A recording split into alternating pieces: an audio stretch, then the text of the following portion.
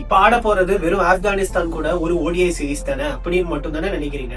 அங்கதான் ட்விஸ்டே. ஏன் வெறும் ஓடிஐ சீரிஸா மட்டும் இது இருக்க போறது இல்லை அப்படின்னு சொல்றேன்னா, இதுதான் இந்தியாவோட வேர்ல்ட் கப் ப்ரிப்பரேஷனுக்கான ஒரு அஸ்திவாரம். இந்த சீரீஸ்ல ஆப்கானிஸ்தான் ஸ்பின்னர்ஸ் இந்தியன் பேட்ஸ்மேனை சர்ப்ரைஸ் பண்ண போறாங்களா, இல்ல இந்தியன் பேட்ஸ்மேன் என்டையர் இந்தியன் டீமும் வேர்ல்ட் கப்புக்கு ஒரு ப்ரிப்பரேஷனா பார்க்க போறாங்க? ஐபிஎல்ல சிஎஸ்கேவோட இன்ஜுரி நிறைய பார்த்துட்டோம். அது இந்தியன் டீம்லயும் இப்ப கண்டினியூ ஆகுது. கோலி அவுட், ஹார்திக் பாண்டியா அவுட், இன்னும் எத்தனை பேர் அவுட் ஆக போறாங்களோ. ஸ்ரேயஸ் ஐயர் ரொம்ப நாளுக்கு அப்புறமா ஓடிஐ டீம்ல கம்பேக் கொடுத்திருக்காரு. அவர் இந்த சீரீஸ்ல இருந்து என்ன பண்ண போறாரு? T20ல எப்பவுமே அதிரடியா ஆடுறது மட்டும்தான் வின்னிங்க்கு கான்ட்ரிபியூட் பண்ணும். அதே மாதிரி டெம்ப்ளேட்டை டீம் இந்தியா ஓடிஐ டீம்லயும் ஃபாலோ பண்ணுவாங்களா? சுபம் கில் ரொம்ப எனர்ஜெட்டிக்கா தெரிகிறாரு. இந்த சீரீஸ்ல கேப்டனாவும் சரி பேட்ஸ்மேனாவும் சரி அவர் என்ன சாதிக்க காத்திருக்காரு? பவுலர்ஸ் இந்த சீரீஸ்ல இருந்து என்னெல்லாம் சாதிக்கணும்னு நினைப்பாங்க? நான் மறுபடியும் சொல்றேன், இத நான் ஒரு நார்மல் ஓடிஐ சீரீஸா பார்க்கல, ஆப்கானிஸ்தானை குறைச்சி மதிப்பிடல. ஏன்னா இந்தியாவோட அபிஷியல் வேர்ல்ட் கப் கேம்பெயின் இந்த சீரீஸ்ல இருந்து ஸ்டார்ட் ஆகுது. இன்னும் இந்த சீரீஸ்ல நிறைய விஷயங்கள் இருக்கு. அது எல்லாத்தையும் நம்ம மாஸ்டர் கிட்ட இந்த வீடியோல பேசலாம். மாஸ்டர், இந்த சீரீஸ்ல ஆப்கானிஸ்தானுக்கு எதிராக இந்தியாவுக்கு ஏதாவது த்ரெட் இருக்கா? சரி, ஆப்கானிஸ்தான் இதில் வந்து த்ரெட்டு கொடுக்கணும்னு வச்சுக்கோங்களேன். அவங்களுக்கு இருக்கிற ஒரே ஒரு சிம்பிள் ஃபார்முலா அந்த ஸ்பின் ஷோக்கு தான். ரஷீத் கானோ இல்லை நபியோ இல்லை இவங்க ஏதோ ஒரு காம்பினேஷனில் ஏதாவது நம்மளை வந்து சோக் பண்ணி ஏதாவது கப்பல் ஆஃப் விக்கெட்ஸ் திடீர்னு எடுத்து ப்ரெஷர் போட்டு ஏதாவது பண்ணாதான் ஒரே வழி. ஆனால் எனக்கு தெரிஞ்சு அதையுமே வந்து இந்தியா கண்டிப்பாக கவுண்டர் அட்டாக் பண்ணி எப்படி ஸ்பின்னையும் டாமினேட் பண்ண தான் செய்வாங்கன்னு நான் நினைக்கிறேன். இன்ஃபேக்ட் எனக்கு இந்த சீரீஸில் முக்கியமான கேள்வியை நான் என்ன பார்க்குறேன்னா, இந்தியாவோட டெம்ப்ளேட் என்னவா இருக்க போகுது. T20ல பார்த்தோம், அல்ட்ரா அக்ரெசிவ், ஒன்லி அக்ரெசிவ் அப்படின்னு ப்ளே பண்ணாங்க. அதே டெம்ப்ளேட் தான் இந்த இதில் இருக்குமா அப்படிங்கிறது எனக்கு பெரிய கொஸ்டின். மாஸ்டர், இது 50 ஓவர்ஸ் மாஸ்டர். அதே மாதிரி நீங்க எப்படி இதுல விளையாடுவீங்க? அதே மாதிரினா என்னப்பா, இட்ஸ் மைண்ட் செட்டு, அக்ரெசிவ்னஸ் நான் சொல்றேன் நான். ஓகேவா? அதே மாதிரினா எல்லா பாலும் 6 அடிக்க சொல்லலை நான். ஏன்னா நம்ம நிறைய டீம் பார்த்துருக்கோம் இல்லைங்களா, நாங்கள் 400 நோக்கி தான் போவோம் அப்படின்னு நிறைய டீம் எல்லாம் சுத்திக்கிட்டு இருக்காங்க. அந்த மாதிரி டெம்ப்ளேட் இருக்குமா, இல்லை நம்ம முந்தி பார்த்துருப்போம் இல்லைங்களா, நாங்கள் முதல்ல கன்சர்வேட்டிவாக விளையாடுவோம், பின்னாடி அடிச்சுக்கிடுவோம். அந்த டெம்ப்ளேட் எனக்கு தெரிஞ்சு ஒர்க் ஆகாது. ஸோ இந்த சீரீஸில் வந்து I think they will start to test that template. Okay, we will go hard throughout, of course with the balance அப்படிங்கிற மாதிரி எனக்கு தோணுது. ஐ திங்க் இவங்க கிட்ட வந்து அந்த ஆல்ரவுண்டர்ஸ் கேப்பபிலிட்டி நிறைய வச்சிருக்கிறதுனால, நிதிஷ்குமார் ரெட்டி, வாஷிங்டன் சுந்தர் எல்லாருமே இருக்கிறதுனால, ஐ திங்க் நீங்கள் சொல்கிற மாதிரி வந்து கீழே ஆள் இருக்காங்க. ரன்ஸ் வந்து ஒரு 10-15 ரன் ஷார்ட் ஆனாலும் பரவாயில்ல, நம்ம வந்து எப்போவுமே வந்து ஒரு 350+ எய்ம் பண்ணுவோம் அப்படின்ற மாதிரி தான் ஒரு டார்கெட்டில் இருப்பாங்கன்னு நினைக்கிறேன். Maybe that is the new normal for ODI cricket. இல்லை, அதான் அதுக்கு முக்கியமான ஆள் யார் அப்படின்னு சொன்னால் கில்லு. ஓகேங்களா? As a captain, as a batter ரெண்டுமே. ஏன்னா he has to set the tone in batting. அதே மாதிரி அவரும் அதே டெம்ப்ளேட், மேபி கம்பீரம் அவரும் அலைன் ஆகி அதை தான் டீமுக்கும் கொண்டு வர்றாங்களா அப்படிங்கிறது கொஸ்டின். அதனால தான் சொல்கிறேன், இந்த 3 மேட்ச்சில் வந்து நமக்கு ஓரளவுக்கு ஐடியா கிடச்சிடும். ஓகே, இவங்க என்ன மாதிரி டெம்ப்ளேட் இம்ப்ளிமெண்ட் பண்ண ட்ரை பண்ணுறாங்க. ஏன்னா T20 சீரீஸ்க்கு முன்னாடி ஞாபகம் இருக்கா, சவுத் ஆஃப்ரிக்கா, நியூசிலாந்து சீரீஸ்லாம் கிளியராக தெரிஞ்சது. No matter what we go hard. அந்த மாதிரி டெம்ப்ளேட் இதில் சென்ஸ் பண்ணலாமான்னு பார்க்கலாம். யாருக்கு என்ன எப்படியோ, அதாவது கில்லு வந்து எனக்கு தெரிஞ்சு வந்து நல்ல ஃபார்ம் ஆஃப் ஹிஸ் லைஃப்பில் இருக்கார். பயங்கரமான ஒரு ஐபிஎல்ல இருந்துட்டு வராரு. ஐ திங்க் அவர் வந்து அவரோட ரோலை கரெக்டாக பண்ணுவாருன்ற ஒரு பாசிட்டிவ் சைன்ஸ் தான் எனக்கு தெரியுது. ஆனால் நான் ரொம்ப எதிர்பார்க்கறது ரோஹித் சர்மாவோட பேட்டிங். ஏன்னா அது வந்து ஐபிஎல்ல வந்து வெறும் ஒரு இம்பாக்ட் பிளேயராக வந்து அவர் ஆடின மாதிரியே எனக்கு தெரியல. அவரும் வந்து லோ இன் கான்ஃபிடென்ஸ்லேருந்து வராரு, ஒரு ஃபிட்னஸ் இஷ்யூவை வந்து கிளியர் பண்ணிட்டு வராரு. So it is not going to be easy for him, because ஸ்ட்ரைட்டாகவே ஒரு 50 ஓவர்ஸ் மேட்ச்சில் ஆட போகிறாரு. Throughout the IPL impact பிளேயராக மட்டும் இருந்துட்டு ஒரு ஃபிட்னஸ் டெஸ்ட்டும் பாஸ் பண்ணிட்டு வராரு. And I really want Rohit Sharma to start very well. ஏன்னா வந்து அது ஸ்டார்ட் பண்ணால் தான் அந்த ஒரு வேர்ல்டு கப்புக்கே வந்து ரோஹித் சர்மா தான் வந்து ஒரு ஆஸ்தான ஓப்பனர்ன்ற ஒரு டோன் செட் ஆகும். ஸோ அந்த ஃப்ளிக்கு, அந்த புல் ஷாட்டு, அதெல்லாம் பார்க்கணுன்னு ஆசையாக இருக்குது. இல்லை, அதான் நீங்கள் சொல்கிற பாயிண்ட் கரெக்டு. ஆனால் நீங்கள் சொன்ன மாதிரி எனக்கு 2 பாயிண்ட் தான். ஃபிட்னஸ் வந்து எப்படி இருக்க போகுதுங்கிறது தெரில. அகைன் இந்த மேட்ச்சில், இந்த சீரீஸில் நமக்கு தெரியும். இன்னொன்று வந்து நம்ம இந்த அல்ட்ரா அக்ரெசிவ் இந்த அப்ரோச் எல்லாமே பேசுகிறோம் பார்த்தீங்களா, முதல்ல ஓடிஐயில் அவர் தான் செட் பண்ணார். ஞாபகம் இருக்கா? பரவாயில்ல, நான் குயிக்காக 30-40 அடிச்சிருவேன் அப்படிங்கிறது. ஸோ அதனால தான் எனக்கு இன்ட்ரெஸ்டிங்காக இருக்குன்னு தோணுது. இந்த மாதிரி ஒரு புது சீரீஸில் அவங்க டெம்ப்ளேட் செட் பண்ணுறப்ப ரோஹித்துக்கு என்ன ரோல் கொடுக்குறாங்க, அவர் ஃபிட்டாக இன்னும் அதே மாதிரி ரோல் அவர் கண்டினியூ பண்ண முடியுமாங்கிறது வந்து இந்த சீரீஸில் நமக்கு ஆன்சர் கிடைக்கும் நான் நினைக்கிறேன். Unfortunately, Virat Kohli missing out due to an injury.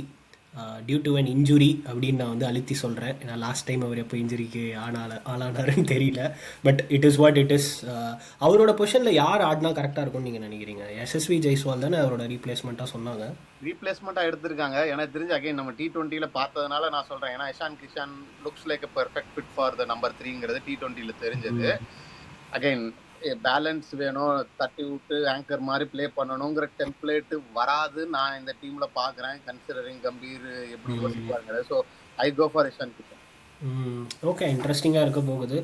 அதுக்கப்புறம் எப்படி ரோஹித் சர்மாவுக்கு ஒரு முக்கியமான ஒரு சீரீஸாக இருக்கும்னு சொல்கிறனோ, நம்ம T20யோட புது கேப்டன் ஸ்ரேயாஸ் ஐயர், அவரும் ஒரு பெரிய இன்ஜுரியிலேருந்து, but of course he played all the matches in IPL. ஆனால் அவரோட பிளேஸ் அவர் வந்து சிமெண்ட் பண்ணிக்கிறதுக்கு இது வந்து ஒரு பர்ஃபெக்டான சீரீஸாக இருக்கும்னு நினைக்கிறேன். ஆமாம், நான் வந்து அந்த டெம்ப்ளேட் சொன்னேன் பார்த்தீங்களா, ஏன் தைரியமாக அக்ரெசிவ் அப்ரோச் போவாங்க நான் சொன்னேன் தெரியுமா? ரீசெண்டாக நமக்கு வந்து ஸ்பின்ல கொஞ்சம் ஒரு வல்னரபிலிட்டி இருக்கும், அட்டாக் பண்ண முடியாது. அட்லீஸ்ட் விக்கெட் ஓட வந்துட்டுனாலும் அட்டாக் பண்ண மாட்டாங்க. Shreyas Iyer is the best person to come in number 4 and kill the middle overs. Middle ஓவர்ஸ்ல மொமெண்டம் எடுத்துட்டு போறது வந்து கரெக்டு. அதனால நீங்க சொன்ன மாதிரி அவரோட பர்சனலுக்கும் கம்பேக் முக்கியம், இந்தியாவுக்கும். என்னைய பொறுத்தவரை நான் ரொம்ப நாளாக இது எதிர்பார்த்தது. அவர் இன்ஃபேக்ட் என்னோட வியூவில் வந்து அவர் ஆல் ஃபார்மட்டுங்கிறது என் மைண்டில் இருக்குது. ஆனால் ஓடிஐயில் வந்து அந்த மிடில் ஓவர்ஸை ஃபில் பண்ணுறதுக்கு ரொம்ப முக்கியம். ஸோ அவர் எப்படி பெர்ஃபார்ம் பண்ணுறாருங்கிறத பார்க்கலாம். ஆமாம், ஃபிங்கர்ஸ் கிராஸ்ட். இன்னொரு இன்ஜுரி ஆகி தொலையாமல் இருப்பா. அப்படி இன்ஜுரி ஆச்சுன்னா வந்து அவ்வளோதான், கடவுள் கூட உன்னை காப்பாற்ற முடியாதுன்ற நிலைமைக்கு நீ போயிடுவேன். அதனால் அதில் பார்த்து தான் விளையாடணும். ஓகே, நம்ம பேட்டிங் பற்றி ஓரளவுக்கு பேசிட்டோம். Batting I think it speaks for it self. நம்ம ரொம்ப பேசணுன்ற அவசியம் இல்லை. இன்ட்ரெஸ்டிங் சாய்ஸஸ் ஃபார் பவுலிங் இந்த சீரீஸில் இல்லை. ஏன்னா வந்து அவங்களுக்கு வந்து யாரெல்லாம் ப்ரூவ் பண்ணணும்னு நினைக்கிறீங்களோ வந்து ப்ரூவ் பண்ணிக்கோங்க அப்படின்ற மாதிரி வந்து சான்ஸ் கொடுத்த மாதிரி இருக்குது. ஸோ பவுலிங் பற்றி நீங்கள் என்ன நினைக்கிறீங்க? இல்லை, பவுலிங்கில் வந்து நமக்கு இப்போ ஹார்திக் இல்லை, பும்ரா இல்லை, இவங்கெல்லாம் வேர்ல்டு கப்புக்கு வந்துடுவாங்கன்னு வச்சுக்கோங்களேன். ஸோ எனக்கு தெரிஞ்சு இந்த புதுசாக நம்ம அதாவது பிரசித் கிருஷ்ணா அவருக்கு, அதாவது மேபி பிரின்ஸ் யாதவை எடுத்தாங்கன்னா அவருக்கெல்லாம் வந்து இது ஆப்பர்ச்சுனிட்டி. என்ன சொல்கிற, பெஞ்ச் ஸ்ட்ரென்த்தை இன்க்ரீஸ் பண்ணுற மாதிரி தான் நான் பவுலிங்கில் பார்க்குறேன். நான் Harshdeep Singh I think he should be doing good. ரொம்ப ஃபோக்கஸ்டாக நம்ம பேசணும் அப்படின்னு சொன்னால் ஸ்பின்னு தான். ஓகேங்களா?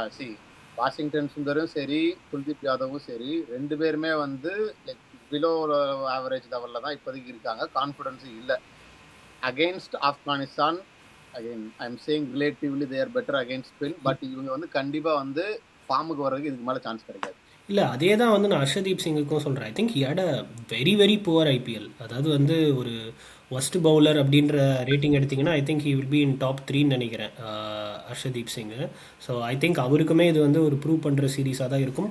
ப்ரூவ் பண்ணுறதுன்றத விட coming back to his rhythm, அவரோட ஸ்ட்ரென்த் என்ன, வீக்னஸ் என்ன அப்படிங்கிறத வந்து ரிதம் கரெக்டாக வர்றதுக்கு வந்து ஒரு கரெக்டான ஆப்பர்ச்சுனிட்டி. அதுதான் நீங்கள் சொல்கிறது தான் கரெக்ட். அதாவது he just need to come back to his own form. ஏன்னா அவருக்கு வந்து அட்லீஸ்ட் T20 வேர்ல்டு கப் நல்லா இருந்தது. ஆனால் குல்தீப் யாதவ், வாஷிங்டன் சுந்தரும் வந்து ஒரு பிக் ஸ்லம்பில் இருக்காங்கன்ற மாதிரி எனக்கு தோணுது. அவங்க ரெண்டு பேரும் கான்ஃபிடண்ட்டாக இல்லை அப்படின்னு சொன்னால் T20 வேர்ல்டு கப்புக்கு பவுலிங் காம்பினேஷன் ரொம்ப அடி வாங்குவோம், ரொம்ப ரொம்ப அடி வாங்குவோம். So I think this is the right chance for both of them to win in their place அப்படின்னு நான் நினைக்கிறேன். ஓகே, ஸோ ஓவராலாக பார்க்கும்போது it is just not going to be another ODI series. It is going to be India's future. அதாவது 2027 எப்படி இருக்க போகுது அப்படின்றதுக்கு வந்து ஒரு கிளிம்ஸ் மாதிரி இருக்க போகுது அப்படின்னு நினைக்கிறேன். வேறு ஏதாவது உங்களோட ஃபைனல் தாட்ஸ் ஏதாவது இருக்கா மாஸ்டர்? இல்லை, அதான் நம்ம tactics, batting, bowling, mind set எல்லாம் பேசலாம், எல்லாம் பண்ணலாம். ஓகேங்களா? இந்த சிஎஸ்கே பண்ண விஷயத்த மட்டும் திரும்ப பண்ணிடாதீங்க. சீரீஸ் முடிகிற வரைக்கும் யாரும் தயவுசெய்து அந்த இன்ஜுரி லிஸ்ட்டில் ஆட் பண்ணாதீங்க. கையில் கட்டு போட்டு நிற்காதீங்க ப்ளீஸ். அது மட்டும் பண்ணிடாதீங்க. So I think it is important. ஏன்னா still almost more than a year நமக்கு இருக்கு இல்லைங்களா? ஸோ அந்த injury management we keep saying. இப்போ நிறைய கிரிக்கெட் நடக்கிறனால I think it is management responsibility to ensure like all the players are rotated and they are taken careங்கிற நான் பார்க்குறேன்.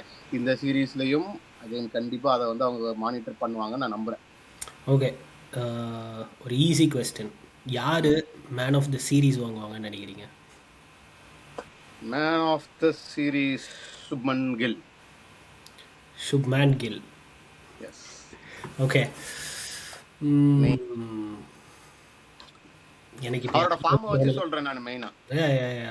எனக்கு ஆக்சுவலாக வந்து நானும் வந்து சுப்மன் கில்லை தான் வந்து ப்ரிஃபர் பண்ணியிருப்பேன். பட் ஆனால் நீங்கள் எடுத்துட்டதுனால எனக்கு வேறு எந்த பிளேயரும் ஸ்ட்ரைக் ஆகலை. மேபி ஃபஸ்ட்டு மேட்ச் பார்த்துட்டு அதுக்கப்புறமா வேணால் நான் சொல்கிறேன். வியூவர்ஸ், இது வந்து ஒரு நார்மல் ODI மேட்சாக இருக்க போகிறதில்ல அப்படின்னு நாங்கள் வந்து பேசுனதுக்கு என்ன ரீசனுன்றது இப்போ உங்களுக்கு தெரிஞ்சிருக்கும். உங்களோட மேன் ஆஃப் த சீரிஸ் யார், இந்த சீரீஸ்லேருந்து நீங்கள் என்னெல்லாம் எக்ஸ்பெக்ட் பண்ணுறீங்க அப்படிங்கிறத வந்து கமெண்ட் செக்ஷனில் சொல்லுங்கள். until meet you next video, signing off, Vikram And Master, thank you.